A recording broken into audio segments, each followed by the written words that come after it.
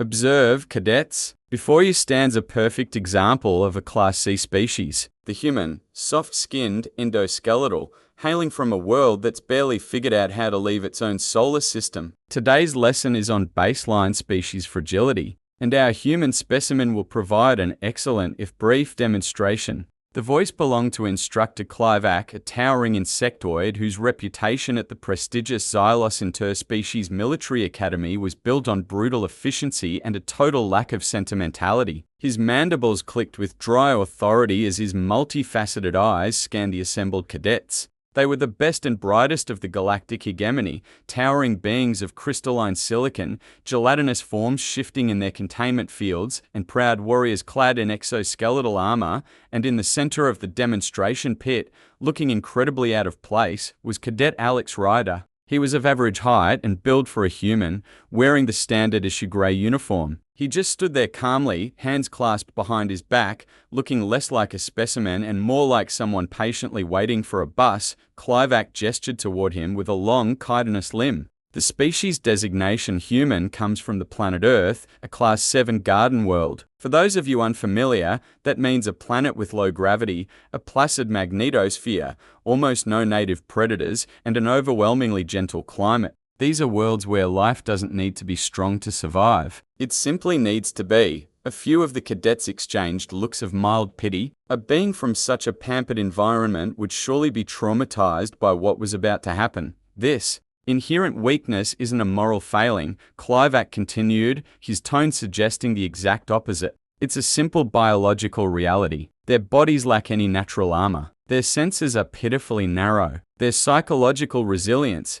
according to our studies, is tied directly to their comfort. Take away that comfort, and the whole structure just collapses. They are, in essence, biological glass, evolved for a galaxy without stones. Alex shifted his weight slightly, a flicker of what might have been boredom in his eyes. He'd heard this speech before, during his initial processing. He found it fascinating how a species with faster-than-light travel could be so confidently wrong about so many things. To illustrate this, Clivac announced, "We'll use a standard-issue training implement, the Agonizer Mark IV." A drone floated down from the ceiling, extending a metallic rod that pulsed with a faint violet light. The Agonizer doesn't cause crude physical damage. That would be barbaric and, for a species this fragile, almost certainly lethal. No, it projects a focused wave of neuroelectric energy that directly stimulates the pain receptors. It replicates the feeling of every nerve ending being set on fire all at once. A nervous ripple went through the audience. A cadet from the Voltaran Dominion,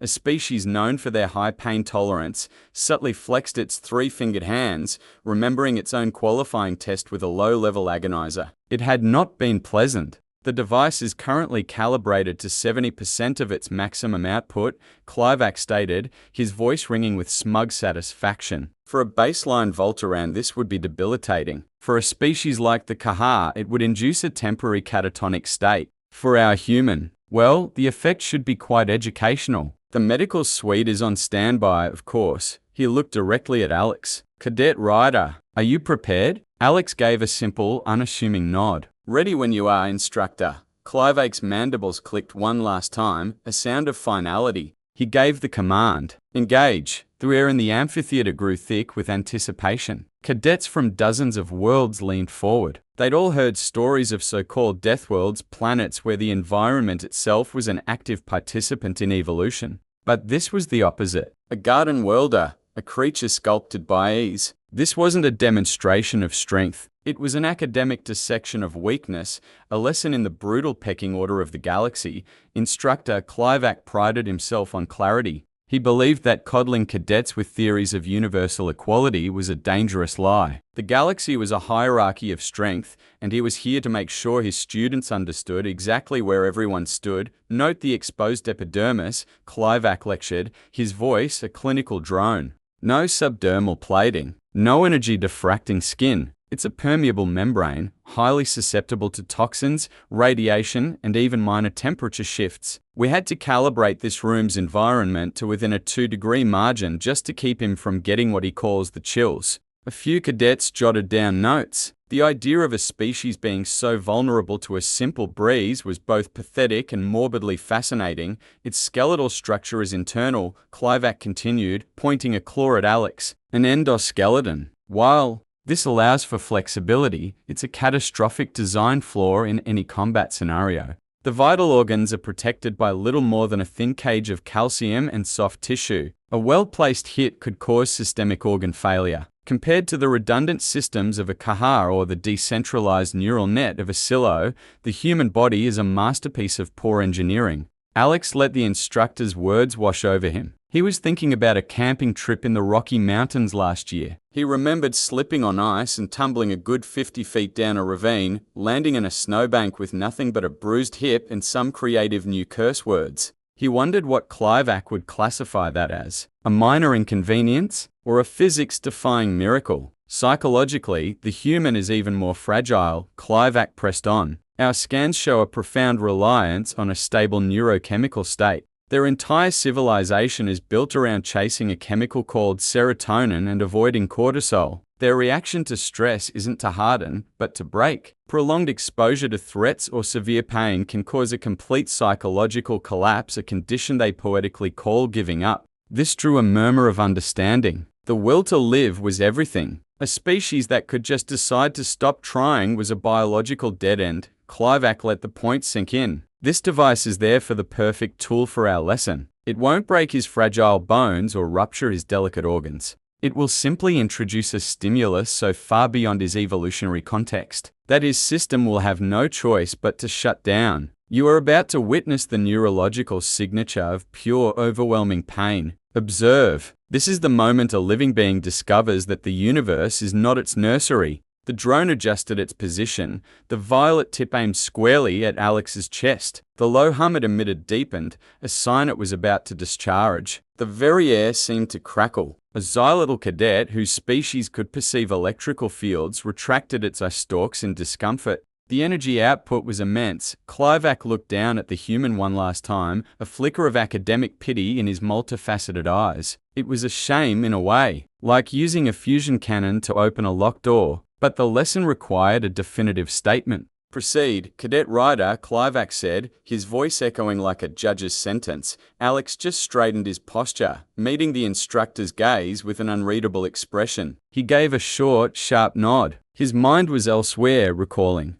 the searing agony of a dislocated shoulder being snapped back into place on a rugby field, the fiery protest of muscles after a marathon, the sharp sting of a hornet. Pain was an old friend, an annoying, loud, and often unwelcome friend, but a friend nonetheless. The order was given. Engage. For a split second, there was absolute silence. Then, a violent, silent flash of purple light. A thick beam of pure, neuroelectric energy, visible only as a distortion in the air, like heat off a highway, erupted from the drone and slammed into Alex's chest. There was no sound, just a raw transfer of energy. To the cadets, it was overwhelming. The xylitl cadet shrieked and fell from its perch, its electroreceptors flash-fried. The crystalline being from Procyon vibrated so intensely that fine cracks spiderwebbed across its surface. The gelatinous aliens fluoresced wildly, their internal lights going haywire. Every cadet felt a phantom jolt, a sympathetic echo of the agony being unleashed on the human. They recoiled, they flinched, they shielded their eyes. This was a level of torment reserved for the hegemony's worst criminals, and it was being used in a classroom. They waited for the scream, a raw sound of a nervous system being torn apart. They waited for the collapse, for the fragile body to crumple, writhe, and fall silent. The beam held steady for 5 seconds, an eternity. The violet glow was so intense it cast monstrous shadows on the walls. Clivac watched, radiating grim satisfaction. The lesson was proceeding perfectly. The data streaming to his console showed energy transference at 98% efficiency. The human's primitive nervous system was absorbing the full, unmitigated blast. Then, as suddenly as it began, the beam cut off, the drone powered down with a soft whine. The residual energy in the air dissipated, leaving behind the smell of ozone and a heavy, ringing silence, all eyes focused on the center of the pit. A light haze of ionized dust swirled where the human stood.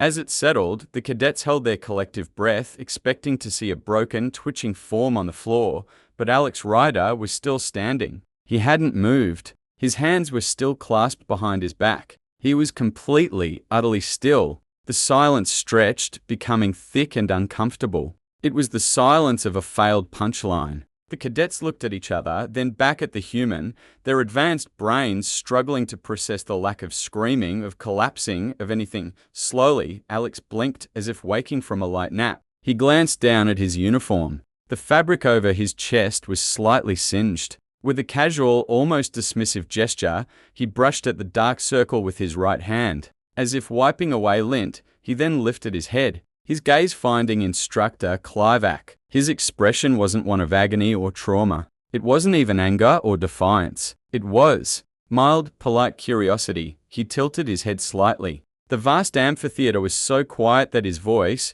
when it came, was perfectly clear. It was a simple, honest question. That was supposed to hurt? The question hung in the air. A pebble dropped into a silent abyss, its ripples shattering every preconceived notion in the room. For a moment, Clivac didn't react. His processor-like mind, capable of calculating weapon trajectories in 4 dimensions, refused to accept the input. It was illogical, impossible. He ran the data. Visual, human standing. Auditory, human speaking. Conclusion, error. Data corrupted, impossible. Clivac's voice boomed, but for the first time it was frayed with disbelief. The power core was at 100%. The transfer was absolute. Check your readings. He screeched at the drone, which just beeped in confusion. He frantically pulled up the diagnostics on his own console. Every metric was green. Output, 70%. Target, locked. Duration, 5 seconds. Neurological impact. Clivac froze. The projection model was a screaming wall of red, a pain cascade that should have rendered any carbon-based life form unconscious in a nanosecond. But the live biometric feed from Cadet Ryder was calm. Heart rate, slightly elevated, consistent with mild surprise. Respiration, steady. Neurochemicals, a spike in something called adrenaline and endorphins, but no trauma indicating cortisol. The system's conclusion was stark. Subject is not in distress. Around the amphitheater, the cadets were murmuring, their whispers growing into a panicked cacophony. Did it malfunction? A Voltaran asked. The Xylitl fainted from the energy backlash. It didn't malfunction, the other replied. Its skin shimmering with anxiety. In the back row, a young Triaxian cadet named Lyra, whose species was known for obsessive data gathering, was furiously working her console. She wasn't looking at weapon diagnostics. She was pulling up the file on Earth, the one Clivac had so dismissively referenced. It was sparse, but when Lyra cross-referenced it with standard planetary metrics, what she found made her 3 hearts pound out of sync. Instructor, she called out, her voice trembling. The classification.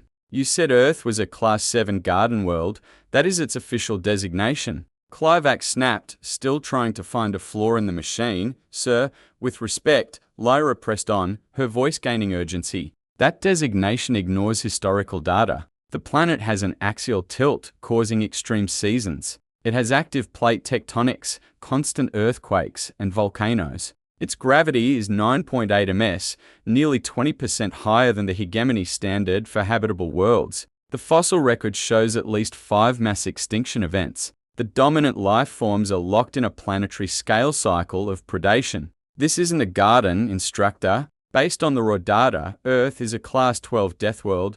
A wave of shock silenced the room. Class 12. That was the same classification as planets with acid rain atmospheres and magma oceans. Clivac finally looked up, his eyes wide. He stared at Lyra, then back at Alex. The pieces were slotting into place, forming a picture, not of fragility, but of something far more terrifying. Alex, meanwhile, decided to be helpful. Oh, that feeling? He said, gesturing to his chest. It was warm, tingled a bit. Kind of reminded me of a bad static shock from a wool carpet on a dry day. He paused, thinking. Or maybe like grabbing a low-voltage electric fence. It gets your attention, you know? Makes you jump. He looked around at the sea of horrified alien faces. We have those back home. For livestock. And for pranks. The word pranks didn't translate perfectly, but the context was clear enough. A sensation that would shatter the psyche of a galactic warrior was, to this creature, a source of mild discomfort and occasional amusement.